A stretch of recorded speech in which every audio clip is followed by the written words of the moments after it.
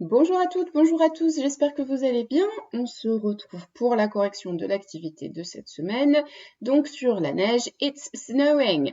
La première, donc vous deviez chercher pas mal de vocabulaire. Alors je suis bien consciente que ça fait beaucoup de mots à apprendre, mais si vous avez l'espoir de parler anglais, eh bien il faut vraiment beaucoup de mots, surtout pour parler de la physique et donc de votre option euro, etc., il faut quand même pas mal de ce qu'on appelle le bagage lexical, c'est-à-dire en gros, il faut que vous imaginiez, hein, vous avez une valise avec vous, il y a plein de mots dedans et il en faut un maximum parce que vous pouvez vous retrouver en vacances n'importe où et du coup, il faut vraiment plein de mots. Alors, j'ai noté la traduction pour vous, je vais vous les lire, vous pouvez faire pause et vous entraîner à les répéter puisque c'est toujours un exercice utile et qui plus est, la tâche finale qui arrivera avant les vacances, ça va être à l'oral. Donc autant vous entraîner, là vous êtes tranquille chez vous, vous faites pause, personne vous écoute, personne vous regarde et ça vous aide. Below, en dessous de. Above, au-dessus de. Vapor, la vapeur. Then, ensuite. Around, autour de. Particle, particule. Through, à travers. Become, devenir. Collide, entrer en collision. Percuter, vous voyez que dans collision, on retrouve collide. Within, à l'intérieur. Outside, dehors, à l'extérieur. Heavy, lourd. Enough, assez. Le GH, vous voyez qu'il n'y a rien de terrible, ça se prononce comme un F. Enough. Light, léger. Melt, fondre. Sleet, de la neige fondue. Clump, faire des paquets ou se regrouper, c'est quand les flocons de neige se regroupent entre eux, d'accord?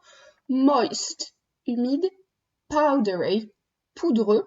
Remain, rester. Pour l'exercice 2, je vous ai laissé uniquement là où les bonnes réponses. Donc vous voyez qu'au début, il n'y a qu'une réponse à chaque fois. Ici, par exemple, les 3 étaient justes. On va passer à l'exercice 2. Donc, vous deviez donner la définition de climate et de weather avec ce qui vous était donné. Climate is an average daily weather for a certain period of time. Weather is a short-term condition of the atmosphere. Short-term, c'est à court terme, c'est une petite période. Alors qu'ici, on a a certain period of time, ça va être plusieurs semaines, plusieurs mois, voire plusieurs années. Donc ce n'est pas du tout la même chose, le climat et la météo. Climate and weather. Et du coup, vous avez normalement pu conclure avec la question 3 en utilisant donc la petite bande dessinée. La question était Does snow mean there is no global warming? Why? On a eu de la neige le week-end dernier. Est-ce que ça veut dire que le changement climatique n'est pas réel? No. Even if there are snowy days, climate change is still real. Still, qui veut dire encore. C'est pas parce qu'il y a eu de la neige qu'il n'y a pas de changement climatique.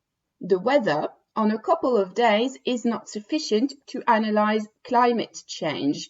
Ça sert à rien de vous dire, ah bah tiens, il a fait froid pendant 2 jours, donc il n'y a pas de changement climatique. When we look at a whole year, we can see that temperatures are rising. A whole year, c'est l'année entière. C'est bien plus intéressant d'analyser des années entières, voire des décennies ou des siècles, plutôt que quelques jours ou même une semaine. For example, according to NASA, 2016 was the hottest year on record, but there still was snow in some regions in 2016. 2016, l'année la plus chaude qu'on a jamais enregistrée, ça ne veut pas dire qu'il n'y a pas eu de neige en 2016. J'espère que la distinction sur ces choses-là est bien claire. On se retrouve la semaine prochaine et je vous souhaite un très bon week-end. Bye bye!